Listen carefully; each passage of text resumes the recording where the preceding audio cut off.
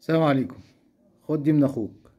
يوم الجمعة تروح المسجد بدري قبل طلوع الامام المنبر، وما تعملش اي كلام لما تخش المسجد. ما تتكلمش نهائي مع اي حد ولا تطلب من حد حاجة، ولا تخش تصلي تحية المسجد ثم السنة، تجلس لاستماع الخطبة. الامام يخلص خطبته ويبدأ الصلاة، تخلص صلاة تخرج بالسلامة ان شاء الله. من مس الحصى فقد لغى، ده حديث النبي صلى الله عليه وسلم. ان شاء الله تبقى جمعة مباركة عليكم جميعا.